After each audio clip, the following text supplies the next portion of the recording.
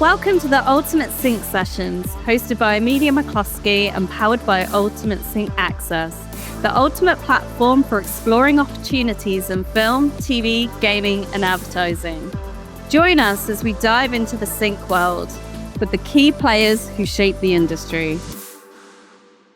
Hey everyone, welcome to the Ultimate Sync Sessions. I'm really excited for today's guest. We are joined by Mike Ladman from Droga 5, and we're going to delve into all things ads with him and a lot of the brands and things that he's worked with, and the 60 awards apparently that he's been nominated or won. So yes, definitely looking forward to delving into all things ads and brands today with Mike. So hey Mike, how are you? Hey, I'm doing great. How are you doing? I'm good. So we were just having a little bit of a chat before we went live about your DJ named Puppy Hiccups. And I'm really looking forward to actually hearing the story behind this. So yeah, tell us a little bit, like a short overview of what it is that you do in supervision. Yeah, sure. So, Mike Ladman. I started the music department at the New York ad agency Droga 5. July will be 9 years ago, which is pretty wild. Prior to that, I was at an ad agency, McCann Erickson, for just shy of 7 years. And before that, I was working at an indie record store in college, trying to figure out what to do. And before that, I was playing in bands, thinking I would sell at stadiums one day, which didn't happen. But I've gotten back to producing in the last couple of years. But what I'm responsible for at Droga 5 is picking, producing all the music for all of our brands' ads. So throughout the 9 years, I've done Under Armour, Google, Meta, Accenture, Chase, boxing matches, art, all different things, anything. Our agency does a lot of the cool artwork, kind of artsy ads. So I get to work with a lot of musicians to create original songs, license a lot of their existing songs, work with a lot of different composers, music houses, to create original songs and stock music, different brand partnerships with artists. So anything pertaining to sound for our agency's brands, they come to me. Nice. And we hopefully get the best song for picture to air safely is kind of my goal. Yeah, and we're going to delve into some of your projects as well and have a deep dive into that. But I just want to wind it back a little bit as to where it all began for you. And I really want to delve into this DJ Puppy Hiccups. So tell me all about that. What inspired the name, and how did that love for music at street level influence your journey into supervision? Yeah, the DJ Puppy Hiccups thing is, I was kind of alluding to, maybe not as exciting as you would maybe imagine. But I think like some people, I have lists of different things on my phones. Band names was one, DJ names was another, random quotes or words. And so I had this huge list of DJ names in my phone. And that was one of them. And for the first gig in New York City at this sync event here that, is now a mainstay, it's called Hang the DJ. When I really thought I wanted to really DJ, he said, "All right, cool. It's gonna be your first gig. We need a name." And I'm like, "I don't know. Here's a list. Pick one." And Charlie Davis of Hang the DJ, good friend. He's like, "That one's kind of funny. Let's do that." And I'm like, "Sure." And it's stuck ever since. Now it's an artist page on Spotify for a track that I had done that was in White Lotus in the background niche this past season. Puppy Hiccups kind of just stuck. I will say it was also inspired by Eric DJ Bunny Ears Johnson, who was a Boston mentor of mine at McCann Erickson. And I remember he had said that his was sort of a joke. I forgot exactly how he got that name, but he said that all the girls thought it was cute. And so part of the idea was, I was single when I made the name, and it was, what would a name that girls would think was cute? And I thought the only thing cuter than a puppy is Puppy with Hiccups, Puppy Hiccups. And there's like little Buck gets the hiccups is a YouTube thing. And it's like this little cute puppy who gets the hiccups, is confused, and starts barking at his own hiccups. So Puppy Hiccups. And it's become quite a sticky name because it is catchy. It does that. Yeah, it's quite clever. And so you mentioned as well that you worked in a record label, did you say, or record store? I worked at a record store. Yeah. So was that before the DJing? Yeah. So I guess I kind of went reverse order. I kind of Christopher Nolan you there with that origin story. But really, in fifth grade, I picked up guitar and thought I was going to be a rock star. And that was the only goal, destination I had. My high school band was doing well, a couple different bands I was in. But the singer left, and I never thought I'd go to college. I grew up in New Jersey, but I assumed I would just stay locally and do the band thing until that took off. But the singer kind of left. Then I was, oh man, I got to do college.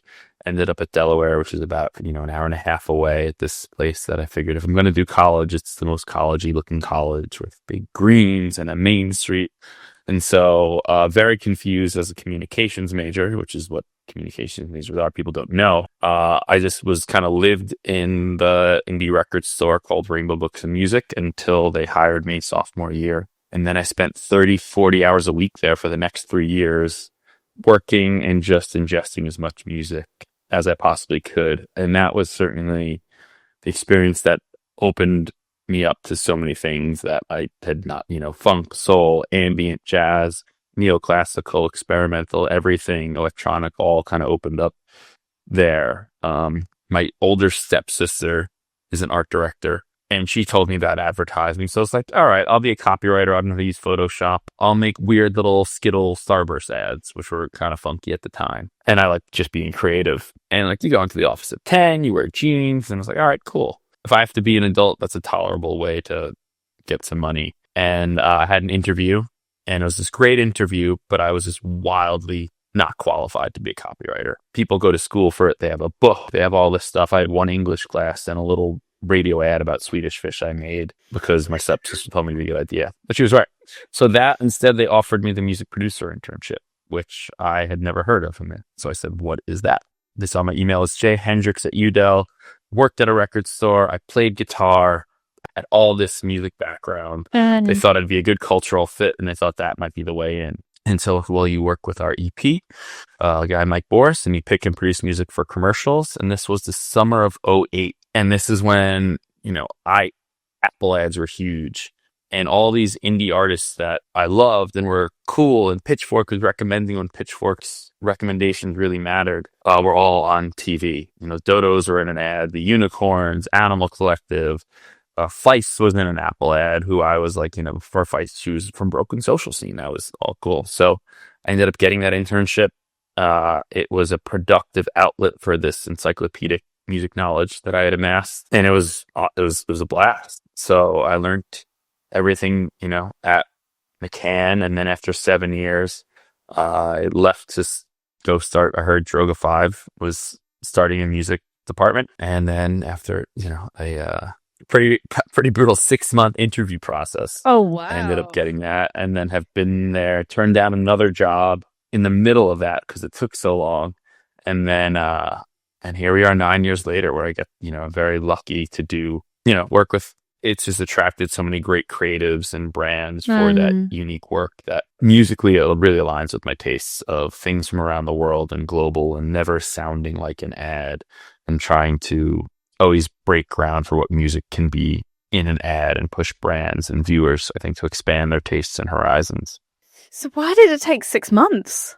Agencies are tough, to figure out what the role is called. They wanted to do it different. Drogo was new-ish at the time. We joined right before the 10-year anniversary, so it was new and scrappy and independent.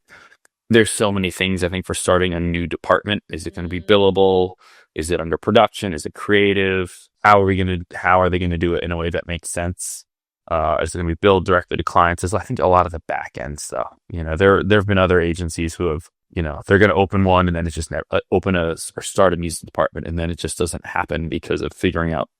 Agencies work based off billable hours, and figuring that whole thing for existing clients. Are we going to now charge them more? Do we lump it under something? It's the whole thing that I don't really even know all the logistics, but it's a thing. And so what other challenges did you come up against starting the department there? Well, I think the challenge was that they were already so good at music.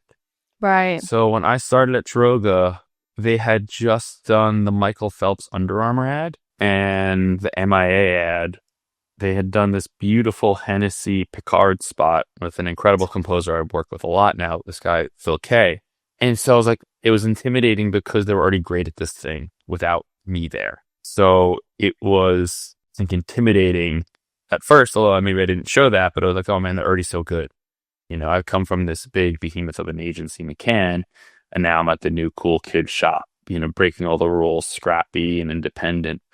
So figuring out a process and earning everyone's trust took a minute, although I think pretty immediately people see the value of a music supervisor in-house. And now people kind of walk into my process and, you know, I have Mara Techland with me now, who was a junior, just got promoted to music supervisor. Nice.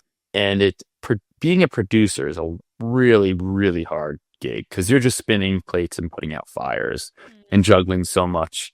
Music is, I think, one of the hardest things because everyone is an expert on podcast. So I did quotations, but a so-called expert on. So to get a gauntlet of people from different tastes, backgrounds to all agree that this one song that's seemingly subjective is right for a spot is tough. But if you have someone there full time who could just take that one thing off the plate for creative, BA, and producers, and have an expert who can offer new ideas, better solutions, take that off the plate, it's invaluable. And most people are like, oh my God, when they leave Droga, when that happens, you know, they'll still, who should I work with on this? How could I do that? And I'll always offer as much as I can, you know, and hey, go work with this company or that company, because it's such a difficult thing that people, once you have it, it's kind of like having a washer dryer in your apartment in New York. Once you have it, like I could have done it without it, but man, is life easier, better with this 100%. Feature, which is considered a luxury at many agencies. Right. And so you've gone on to also be named as Billboard's top branding power players. Like, how did that recognition land with you? How do you measure your own success? Right. Well, the bar always changes. Yeah, that was a couple of years ago. I got to get PR. I think they stopped doing that column now.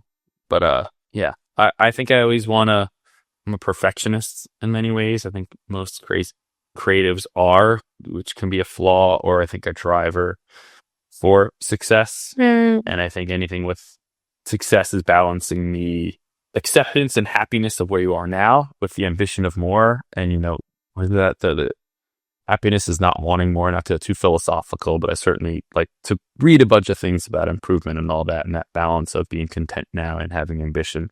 That was a fun one. That was for sure cool. I wanted to, when I started at McCann, they said, here's Mike Boris, the EP, the head of the music at McCann. I immediately thought, I want to be that one day. And then I started seeing all these awards and all this stuff. I was like, well, I want to get all of those. And I just wanted to be the best at this new thing I just discovered. Whatever I kind of like, I get obsessive and just want to be the best, which is a really elusive, empty word, but whatever my definition of that was. So that was a fun little thing. And then there were the AMP awards. And I was like, I want to win those. And there's a guild. And there's whatever, there's an award. Maybe a mountain or something. If there was a paperweight somewhere, I wanted that paperweight as, yeah. And also it's all how awards are always so funny in that they don't matter and they do all at once. Everyone knows and complains about them. Look at the Grammys, you know, artists boycott and then they win. So I'm like, oh, thank you. And you see things skyrocket. So it's kind of like AI. You can ignore it or embrace it. They exist. So I think it's silly to ignore them based on the principle of, oh, well, the judges and this and that, and that's unfair. It's like, yeah, but when you get one, I think it does help things happen. So when we're talking to, I think, artists who maybe don't do advertising, it's a way to say, like, look, we hear you, but like, look what we've done with people who don't do advertising. It's not an ad. It's an award winning. It's interesting. It's art. And it's a way to do that. It's a way to grow. I think help Droga say, you know, we're a music forward agency, which attracts both clients and music, you know, license or composers to do things maybe at better fees or more willing to engage with us. So it kind of fulfills the thing. I mean, look at my email. Well, you're on a different email address, but you know, everyone has their little things there. Why do you go to this restaurant versus that restaurant? But yeah, so I think like everyone, if I conquer this, what's the next thing? But obviously you're really, really driven, and like to succeed in all you do. Has that come at a cost to you? in maybe other areas, like to make any sacrifices for the success that you've gone on to achieve? It's interesting because the answer probably maybe was yes, but I never viewed it that way. This was a thing I wanted to do and I get to do. So looking back, it was funny. My dad always believed me, but he's just like, at some point you got to make money, because there was things that happened with when I joined McCann. We lost Verizon, which had a whole floor. There was all these things where financially it was pretty rough for a long, long time. I was promised stuff, but due to the health of the agency, it couldn't be given. And there's all these things. So it took a long time for there to be, I think, money. So I think that was a thing, but I believed that I was good at this thing and people liked me, and I figured the rest would sort of figure itself out. I don't know if I knew that it would figure. I'm like, I don't know, I like this. I think I'm good at it, and people seem to like me. There's something here. I think if I'm looking back at dating, I probably did not help. I thought it was a cool thing. Hey, do you want to go to this concert on guest list? Was definitely a thing I used, and also because there was no money.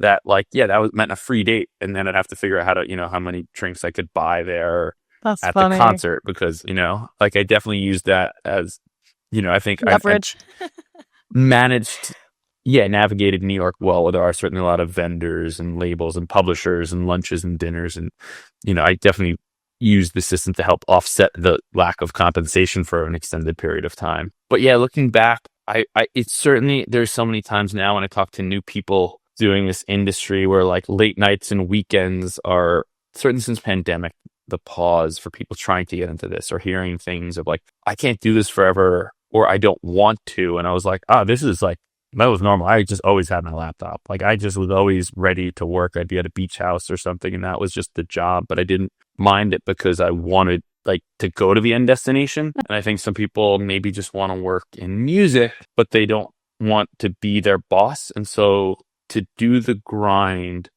and not really want to end up at that destination is tough for a lot of people. But I think that's also a generational thing where so many people, we just like, oh my God, we could work in music and get money, whatever it is. Cool. I don't care about hours. I think that's shifted quite a bit or changed for others. But for me, I think that contributed to it. I think there was, personal and growth and all those other things, why that didn't happen with stuff. So I'd say that was the only thing. Like there was a lot of nights and weekends and hours, but especially when I joined Droga, it was just so exciting. I think I think advertising is addicting in that, some things are just, they're ads, you fast forward them. When you get that project that's awesome and feels like art or impactful, something you're proud of, you can share, that's a mini film. Hey, I worked with this and that.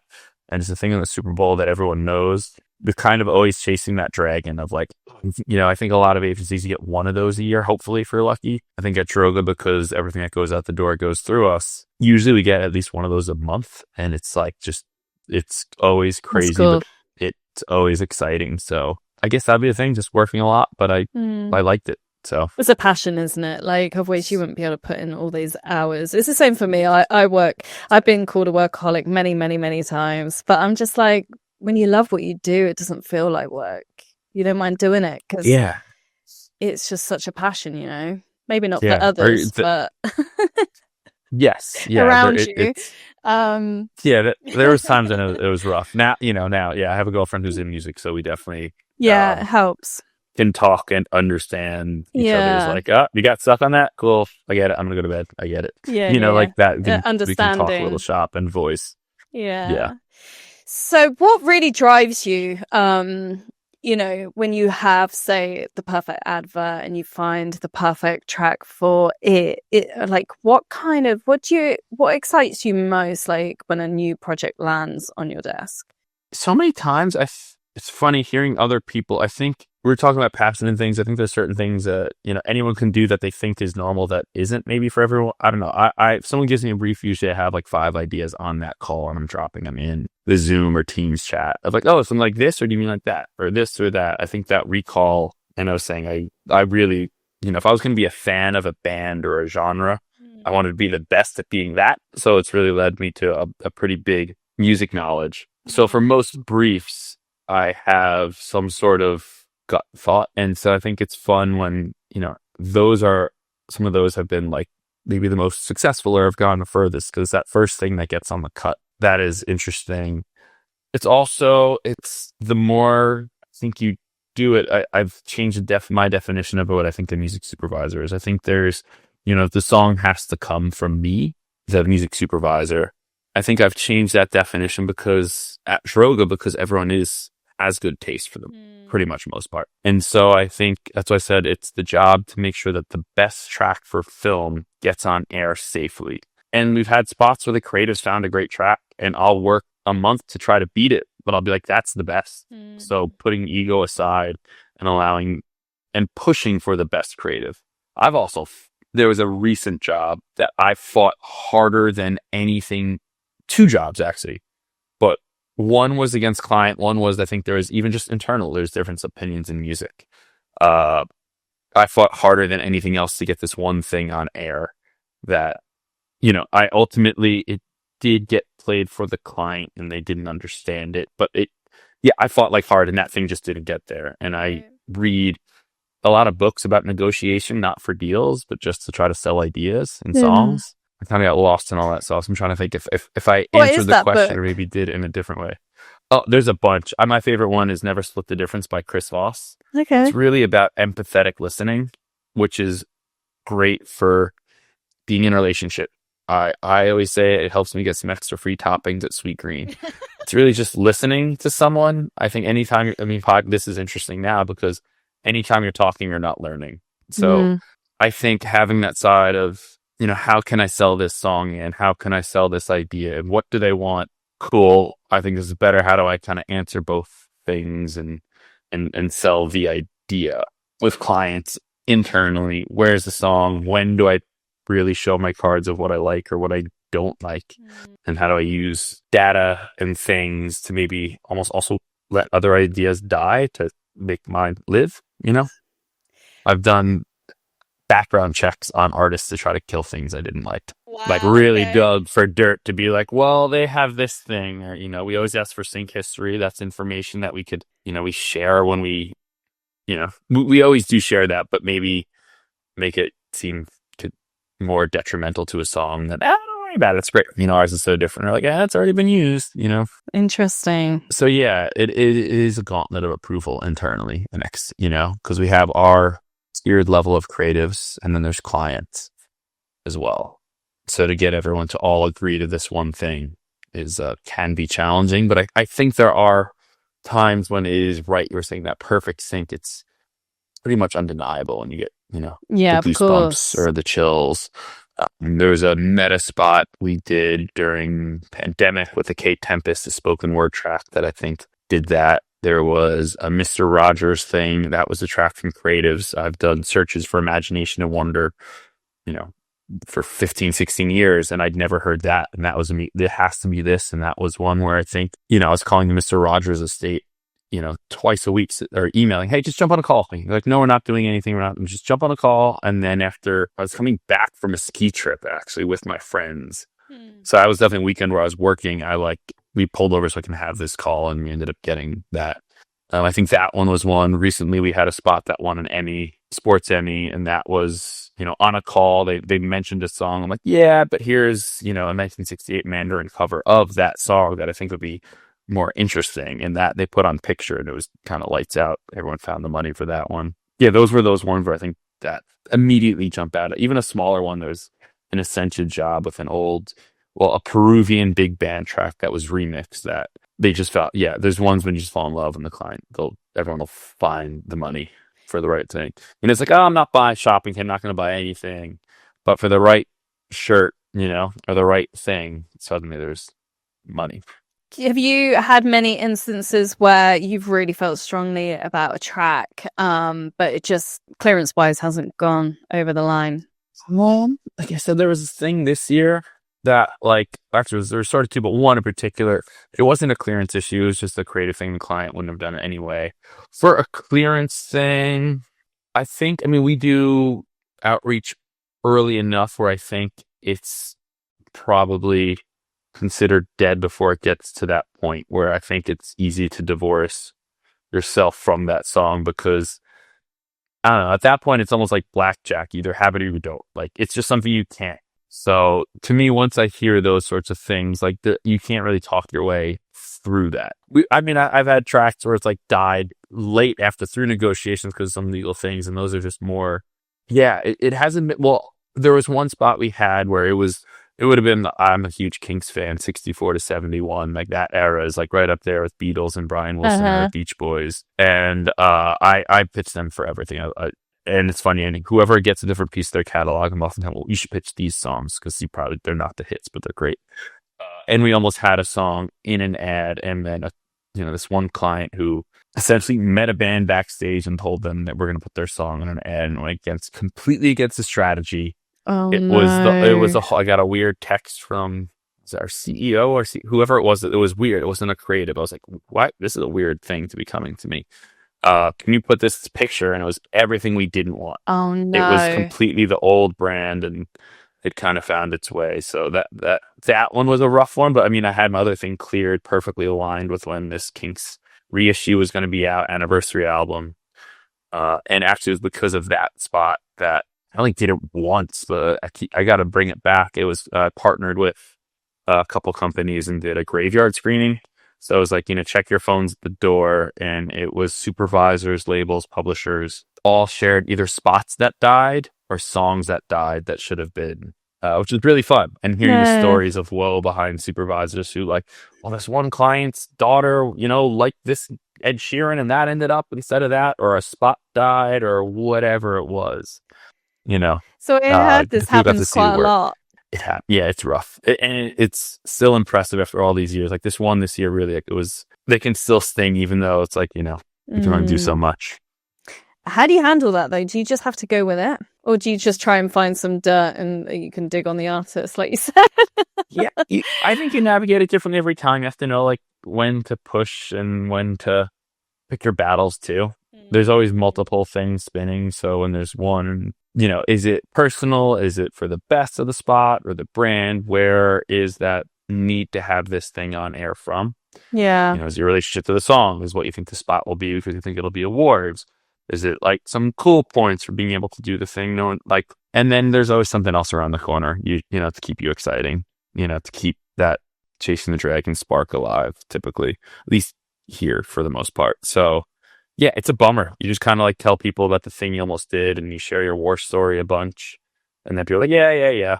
I remember I had a roommate who was a nurse forever ago. I'm like, oh man, it's like, talk about this crazy thing that didn't happen. It was such a terrible day. She's like, yeah, 3 patients died on me. I was like, well, there's a quick reality check. Yeah. Of like, supervisor didn't get this song he wanted from this cool band on air versus real life things. It's a very quick reality things ego in check. Perspective for sure, doesn't it? Yes. Wow. So let's delve into some of your projects and see which one we want to delve into a little bit more. So New York Times, Truth is Worth It, Life Needs Truth. Hennessy, Maurice Ashley, Wild Rabbit, Levi's, Greatest Story Ever Worn, Meta, Good Ideas Deserve to Be Found, indie film that you worked on, Tracktown, The McCann Era, Microsoft, MasterCard, and let's delve into one of those of your choice that you want to delve into. Let's see. And the musical direction. The best way to approach it. I'm thinking Hennessy or Levi's. Hennessy is interesting because I haven't that. Maurice Ashley is one that I haven't. There's 2. Am I getting Major Taylor is what I was thinking of. Maurice Ashley's the chess spot. I mean, one is original and one is licensing, so I don't know if one is more interesting. Original. To you. Original. Yeah. Cool. So Maurice Ashley and all the Hennessy work I alluded to earlier, starting Droga, there was some work that Droga had done that was just incredible. I was like, oh my God. It's that work where you see, like, I would have loved to have worked on that.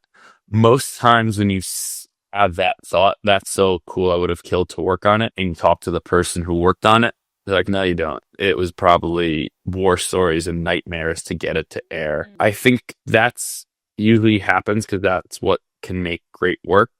If something just is too easy for most things in life, it's rarely that great. I think it's you're pushing and you're fighting, and creatives are fighting and pushing for one shot to linger one more second. There's so many little battles, I think, to get a fight to be there, and just questioning and poking holes in creative or anything leads to better work. And so Hennessy, I think there is this heritage of great work coming out the door, that Picard's one being one of them, which was before me. And then I did a spot, Major Taylor, the cyclist, with that guy, Phil Kay. Budgets were starting to shrink a little bit, yet this was like the cinematic piece for a year where we do our one big spot and then, basically put it out and like Burning Man the day after you start to build for the next year kind of thing. And so this one was just one where we just had to get an original score. There wasn't really the budget to do licensing or even get big name on it. Although we did talk to a few big hip hop producers. It actually wasn't a track that the creators really wanted, but it was like an 80s era hip hop artist where nothing was cleared. The label was completely defunct. Like there kind of wasn't anyone to even call. And when I got to someone, they're like, this whole catalog is in red of like, we're talking about licensing being an issue. I mean, I knew that there's not going to be the money to get it just for one little 10-second snippet in there. But it was something where, artists sometimes don't want to go back and clear samples because they'll lose money potentially from all the back payments of sales and all that. So there's like, nope, we're not going to license it because we don't want to open up that can of worms. Look how long it took De La Soul to get on streaming services. I don't even know how they figured out all that stuff for Girl Talk or Avalanches or all those crazy things. So this one we knew we had to be score. So it's funny. Sometimes I'm like, depending on the platform or where the conversation of, what names I could say or can't say about, who we called and spoke to for this. But this one, we tried a bunch of different music houses. It was something where people wanted to work on Hennessy because of the legacy of great work. In the same way, New York Times, you didn't do it. I think Drogo, there's a lot of things for the real, not necessarily the meal. You could do a pharma spot and get paid. We don't have any pharma. 70 or 120 grand. Our budgets are smaller, but they're awesome. And I think that's kind of the artwork. You do the art you do the thing to get the bag, you do the ad to get the money to go do your art. And I think, Hennessy was a thing where there was, it wasn't okay. It just wasn't, this crazy budget. So I had to be very particular about it. And one of the companies who was always great was Q Department.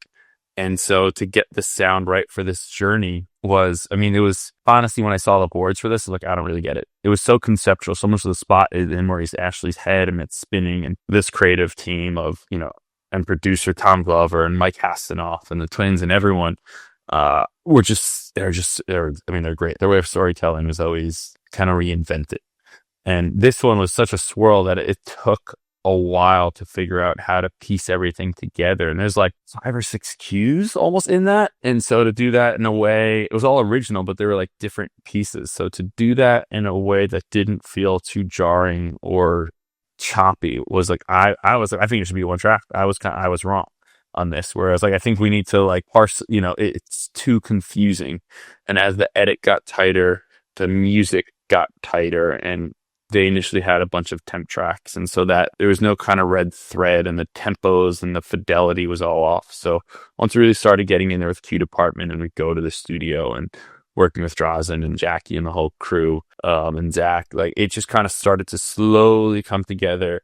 And my team was very difficult, but again, it was in a way where, I think they ended up going out and buying all the old gear from the 90s. It just plugins and things weren't doing it, where it was like, it doesn't sound quite right. And I did call in some friends and favors to get some, 90s era producers to do little demos and things on there to give it that sound. But Q just really went in and made the investment, both time wise and the detailed notes for where it could start and stop. And there was, 1 or 2 little musicology things. We run that on everything, but just to really make sure we're not getting close and everything was good.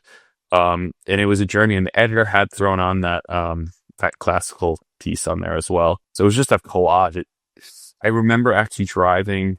I was in a car to go to the studio to Q to jump on the phone to work with them, but also jump on the phone with a major hip hop artist and to see if he wanted to score it because he liked chess. And on the call, which we also felt weird, we're going to, a music house to call someone else, but like he was so excited by the spot, he jumped on a call before money was discussed, which is rare for anyone, but particularly I think hip hop and, anyone at his level to really just do that without money being sorted. And then, we did just say, hey, we actually spoke to this person and we would have recorded that. We're such a fans. We would have loved to listen. We didn't care at all. They are going back out on a farewell tour this year with another hip hop group, if that gives away someone who it could be. But it was awesome. It was very cool. But I remember driving to this call, and I was also working on a Nordstrom spot. And basically at this point, I was on my way to the studio. I was just like fried in the car, couldn't even speak from all this happening at once. And I was like, wait a second. If Record Store Me would have known that I'm about to go talk to this hip hop person, I'm emailing this guy from Grizzly Bear. I just heard a demo from, the singer of Sigur Rós, to be like, this is stuff I have on vinyl. This is like again, it's kind of a little point of like, pretty cool job. It's insane and I'm exhausted. And when is lunch? But like, this is very fortunate problems and stress points to have given the larger picture of things. Yeah. And that thing went out, and it was really the creatives, it's just kind of, I think people think that a music supervisor says, here's the song, go. Yeah. This is what I think is best, and go. And there's so many layers to it. It's like the music is the small part. It's not. We are here in service of the film and the creatives and directors' ideas, and to make that as best we can. But at the end of the day, it really is their baby that we're bringing to life. And I think that's, if you want to have your choice of saying, this is the song now, DJing is sort of live music supervising. And even then, people are going to still have requests. So I don't think there's really any creative endeavor where you just get and say what you want and do.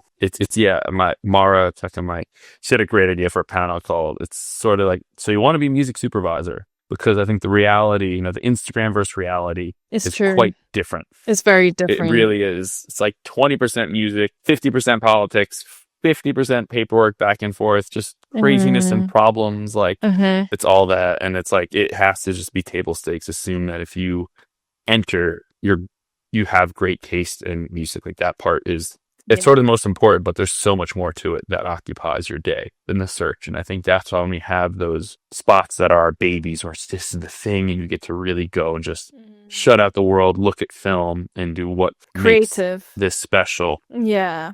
That's why you get so close. There's so much of the legal side of it. And as you say, like firefighting in many sleepless nights sometimes if clearances aren't going through, that a lot of aspiring supervisors don't realize. But I think that case study that you just gave there, like delving into one of the projects, really does go to show the different layers and elements involved.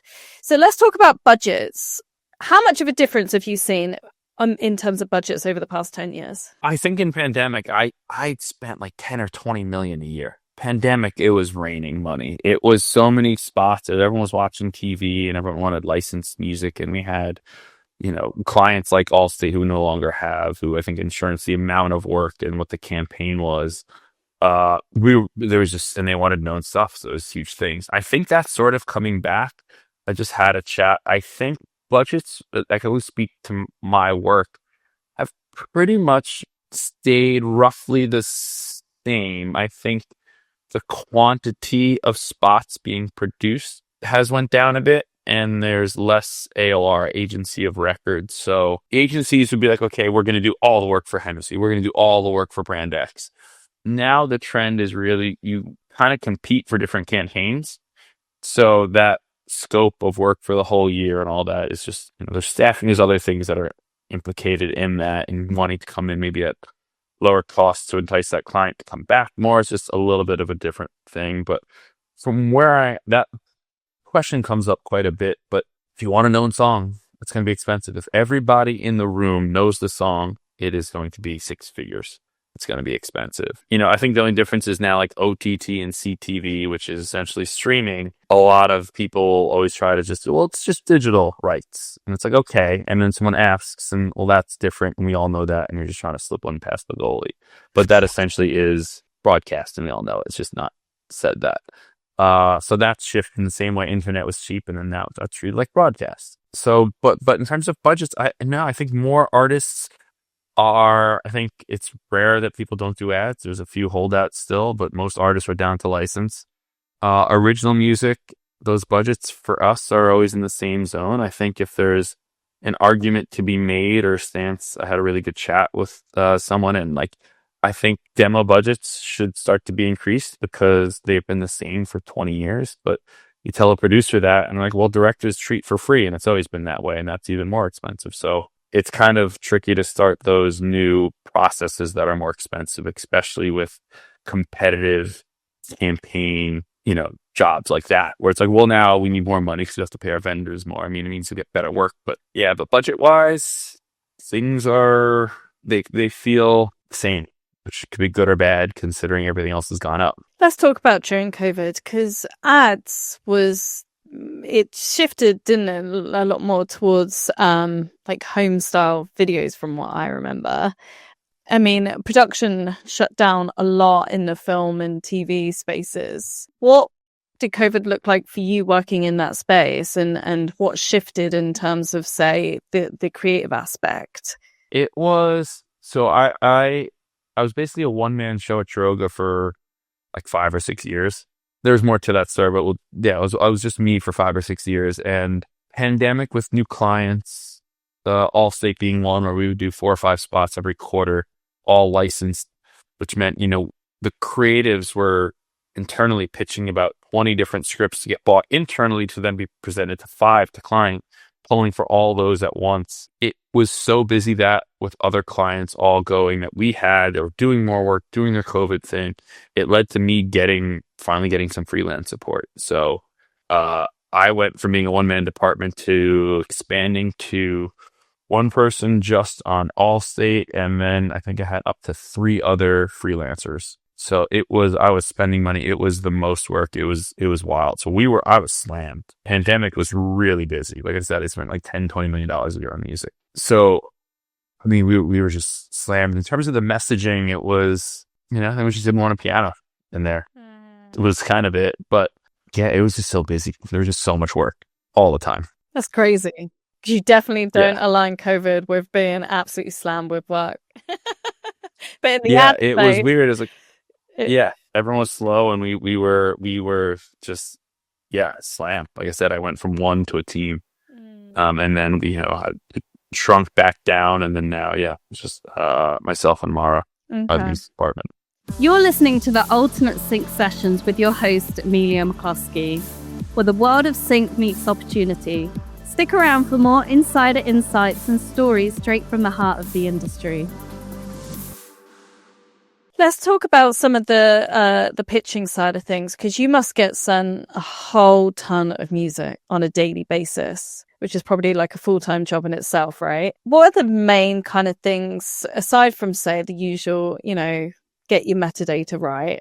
You see what people do well, what they pitch well, what they don't. What main advice would you give to those on the pitching side of things, whether they're like a label, publisher, or composer? I think composer is tough. I get just to start with, I think the hardest way in is to be a solo composer, because unless you're a named composer, chances are it's just from a financial point, it's impractical for us to work with you, because I can give you the same money I can give, a standard demo fee for a music house is $2,500.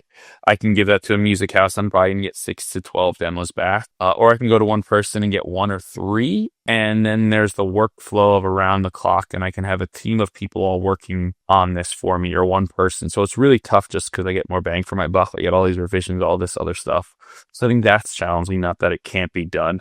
For big names, who do big film and TV, and we're paying even more money, that's a different thing. For an artist thing, I think it's just a tough thing. And you also need, in the States, you need E&O, errors and omissions insurance, which is quite expensive. So there's also that paperwork and paying out an individual versus an entity and getting set up in a new vendor. There's just so many more hoops to cross that until you have that name, working through a music house and if there's a lot of projects, I think sometimes the path of least resistance, always look at convenience of things. It makes, not that it can't be done, I think it's just a tough battle. Like, go crush it at music houses is sort of what I would kind of say for a composer. At least that's here in the States, and kind of how it is often, not always. We do it. It's just harder. I think so much of getting your music in an ad or married to film is just doing as many things as you can to increase the chances, because whether you are Post Malone or LCD Sound System or whoever it is, or just Joe from Kansas,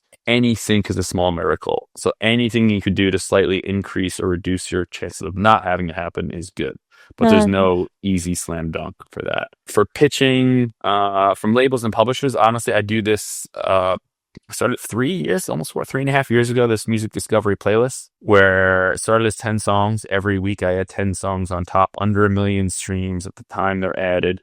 Every week that 10 songs has to include male, female, English, not English, new, and old. And I go through roughly probably close to 400 to 600 tracks a week just for that through various playlists, Wow. Bandcamp labels and artists and things I follow. So as I'm going through all that music, I'm filing stuff that I'm pitching for ads, and I've had songs from that playlist go straight to air on cores and DMing, an artist and a label, Scoobert Dubert, a song that was in the first 40 of my playlist. Then got in a core spot. He happened to be in New York, and then we released the song just about a year ago, which is kind of funny, full circle thing. Nice. Complete. That was outside of Droga, getting back into creating. But I think the best way to be found is being an artist that people like. So for me, hearing songs in culture is the best. Easier said than done. Having said that, we probably get 50 to 100 emails a day of people blasting us. So I have a separate inbox just for email blasts. Wow. For show invites, for blasts, and that's for majors, favorite indies, whoever. Everything goes there. I open it in the morning every day, download what I want, think is interesting, and then shut it. Because it's just a distraction when you're dealing with everything. It's such a fun procrastination. Ooh, who's around this week? What new album is watermarked to me? And if I know that right now at 3:30 on Tuesday or at 9, 10 a.m. tomorrow, it's fine. It doesn't need to often be heard right now. So for those, I think no attachments. I don't care who you are. My inbox is always at 99%, which is annoying. Teams is the worst. Everyone likes it, just is. But anyways, so no attachments. This is a big one. I have been working in Chordal. I know everyone's disco. I was disco forever. I love Chordal. No affiliation. It's just, I feel like I'm working in iTunes again. So, I think that is great for supervisors. So I like getting Chordal links, but disco's fine. I could just download it and drop it in there. But metadata links, I think short. I don't really need the full bio. I think having themed playlists is great. I really do, because if I'm on a search and I see a playlist of thing I'm working on, that's the best way to get me to open that. How do you know that on the other side? You don't. That's why everything's sort of like a small miracle, and you hope your supervisors are cataloging. But having that keeping links alive, because that inbox I opened and it's who has the rights to the song, or I'll kind of search through inboxes to find stuff I find on my playlist, or to someone says, hey, what about this song? Do I have an instrumental? I'll always go back in through emails and do keywords and artists to try to find stuff and who reps, and then do that. So I think having that stuff tagged is super helpful, because I think most supervisors kind of go back through their inboxes. So never have links expire. Tracks and instrumentals available. Metadata is a given, but you hear everyone say it because it's amazing how much there's stuff with no metadata, and we'll just go to the next song. It's so, or we'll dig and it'll be, again, it's you want to increase your chances. If you're going to write an email, I think Tim Ferriss's things about cold emails are great. A blast is a blast. If you're trying to do a thing, it's short. It's something personal, hey, I love that Hennessy thing you did, or I found this track on your playlist. Who doesn't like a little flattery? I like that shirt. Ooh, thank you. Now what? So I think, and it doesn't want to be too much stuff uppery, but it's just, we're all human. And as we're going through crazy emails, you see little something like that. It's okay, this person isn't just blasting. There's a little thought here. Let me return that thought, knowing that they put some research into this email. Here's something you did, cool. Here's something I did. And then, I personally, because there's so many people, I just don't remember Zooms. So I kind of, for the most part, only meet with people when they're in person, which maybe is annoying, but most people are in places where there are other people. So hit me when you're in New York. Let's grab coffee. I don't need some crazy steak dinner. I love steak and lunch, but just a coffee. Whether you're a college kid or any label, I think $5, the investment of a coffee or something like that, is fairly reasonable for a half hour of someone's time, or an hour. Do you have time Here's for what that? I do. I try to I think a part of our job is being aware of stuff. So we try to, when we can, we do, for sure. But here's something you did. Here's something I did. Love that thing, and just expect nothing in return. Hopefully you don't give a compliment for something in return. Obviously you want business out of that, a search, but just keep doing it, and you'll catch someone at the right time eventually. Enough hooks in the water and you'll catch a fish eventually. And then there's so many things, for whether it's getting hired for a job or working with a vendor. It's you see that work. I hear a song, that's a cool song. Who has it? Instead of the direct pitch, it's hey, see a great spot out there, hit up the supervisors, probably a friend who did that. That was awesome. So like that kind of word of mouth, being seated in culture, I think is the best way to get things Definitely up there. I want to delve into a little bit your career. So what is still left for you? Like what kind of goals, like what do you still want to achieve? Because you have achieved quite a lot, especially in the ad space. What's left for you in terms of goals that's next for you? Yeah, so on. Well, we'll see. We have something coming out in a week or two. It could be as simple as like, some more Lions just because, I still want to get my Kinks license, of course. Replacements. There's certain bands, like get something great, get a knock loose and crazy metal thing license for fun. But, I think growing a team, I really like talking about the creative process. I think I'm big into wellness and drive and things like that. So I think that's kind of happening with pandemic in a good way. The last 2.5 years, I've been making music, which is something, producing, EPing, co-writing, whatever you want to call it. I don't know, but it's really fun to be in the studio and to see how that's made is really fun, really intense. And it's amazing that even though I've been working in this for 15, 16 years, I didn't really know how most music is made. I just was in a garage with friends. And so in the past, actually 4 months, after doing it, it's like, I had a song White Lotus, I had a song in Etoile, that Amazon show. So it was very fun to see the other side of this happen. So, obviously I can't and wouldn't pitch my own music internally. It's a conflict of interest, but it's been getting some nibbles elsewhere, which is exciting. So that's cool.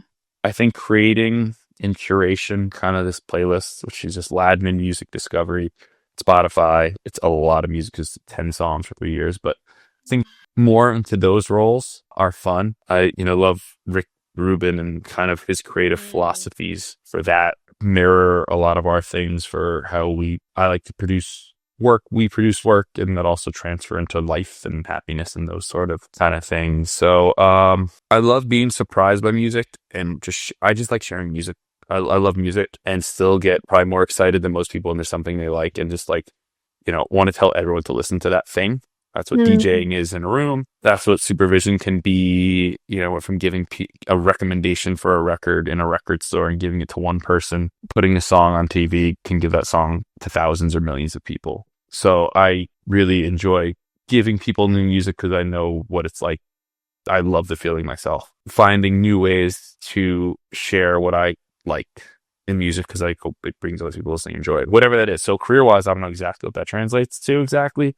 There's I also just love the brand Todd Snyder. They like made me like clothes and shopping. So like I want to do their music and like help them maybe get a discount. But like I don't know, this is a new fun thing. I never cared about clothes and that whole experience and the whole thing behind it is like it's awesome. And I think there's room to grow there. So I think just sharing music with people in different audiences and things that they wouldn't know how to find. Because what do people always ask? It's how do you find new music? So I look. I spent 5-6 hours a week just to find 10 songs I like on a playlist. So it's just putting in the reps. I'm a big gym guy too. And it's like, well, you just got to go do it. No one can do it.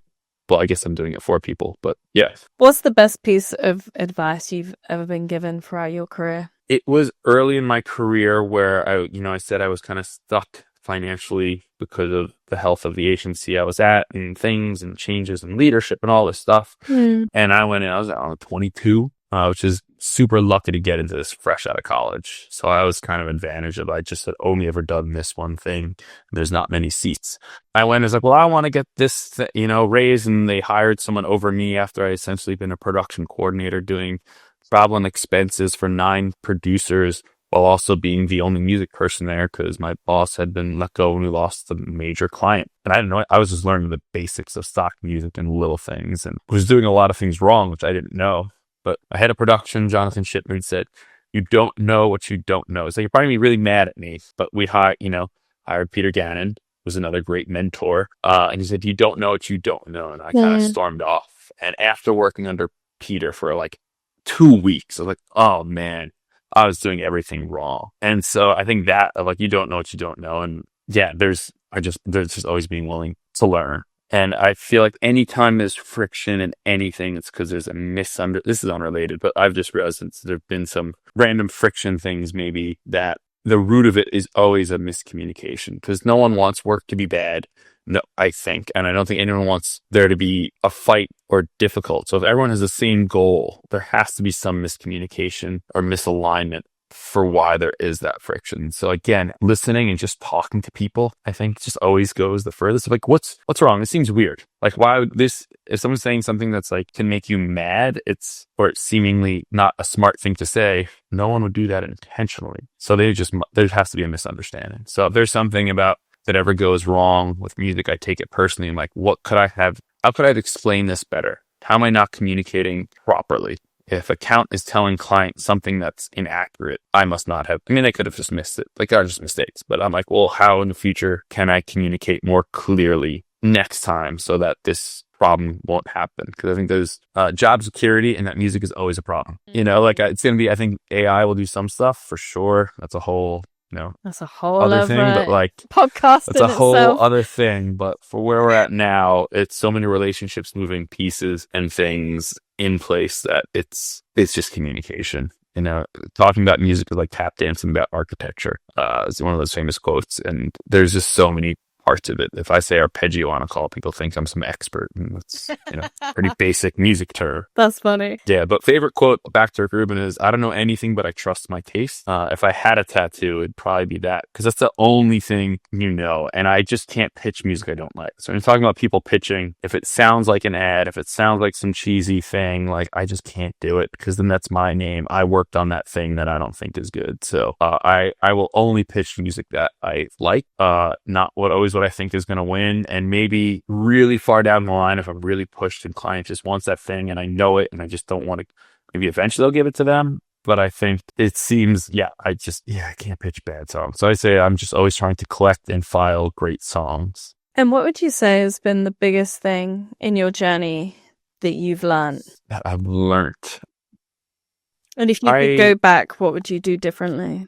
Probably, I don't think I'd probably just go back and like red flag some things. Like, if I'm going back to look at email and like, hey, look, make things clearer to prevent some problems.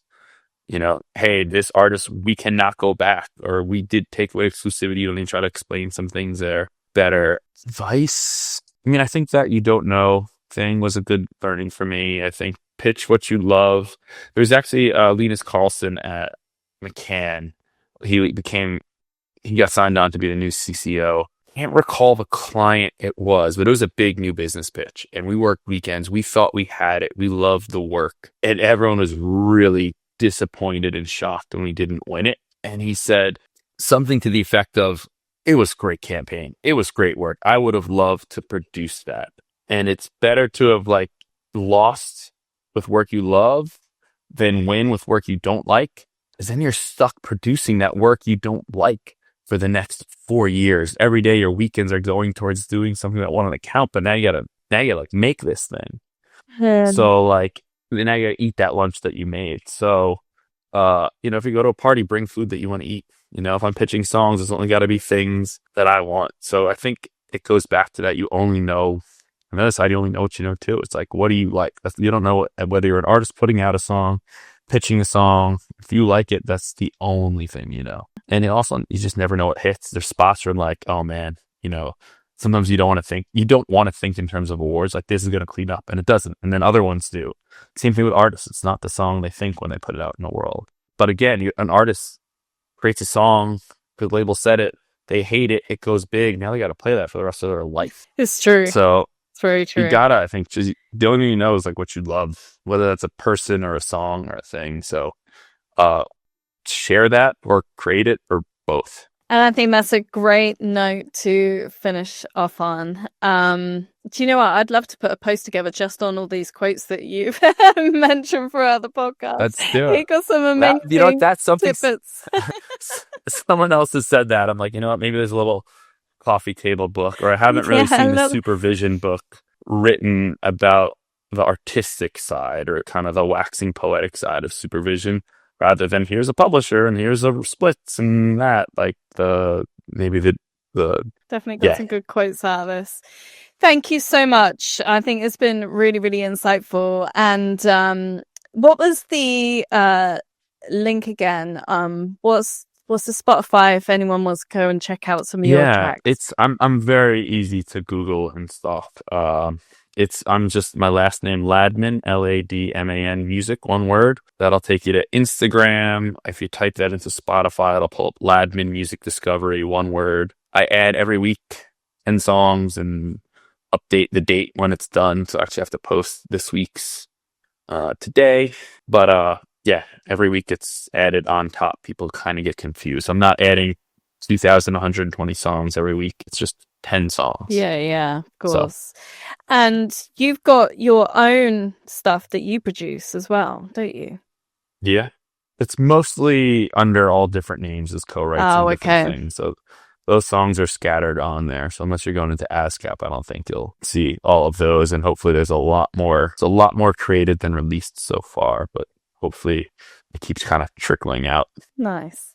Thank you so much. Do you know what? I've learned so much just from this chat today about brands, ads, music, just having this time to chat with you. So I know those listening to this are definitely going to come away with something from this. It's been really, really insightful because I mainly work on the film side of things.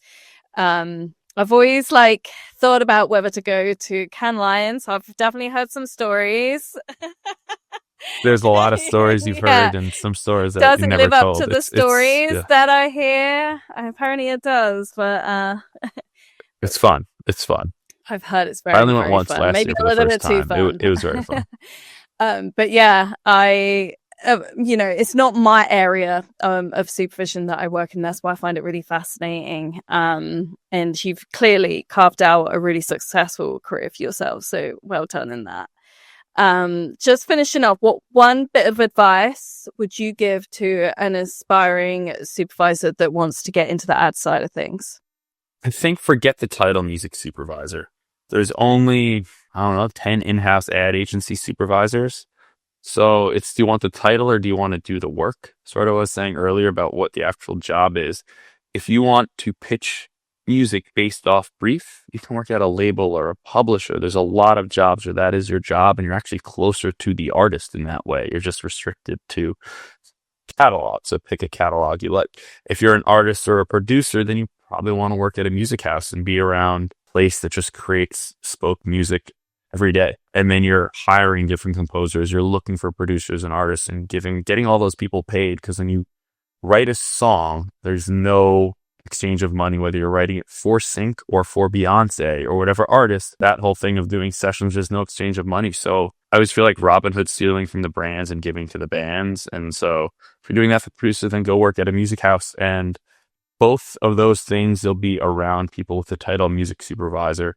There's a lot of third-party companies that also do music supervision because there aren't in-house supervisors. And if you're good at any of those and actually show up in public and have a presence and an identity, I think that's your best chance of either within the company you're at, if it's a music house, independent company, getting title music supervisor, or having a music supervisor be like, you have great taste. I want you to come work here when there is a job or something like that. So I'd say disregard the title. It's just, do you want to pitch music for based off brief? Because that's what I'm doing too. One, I'm doing it in-house where the briefs, the ideas are generated, or sending emails where you have all this catalog. So I think figuring out what someone really wants to do, because a lot of people say that they want to be a supervisor, and I'm not sure. The other thing is show that you have taste on, show it somehow. If you're sending out a resume, share a playlist. Hey, I saw you did that spot. Here's some great songs I think you'll like.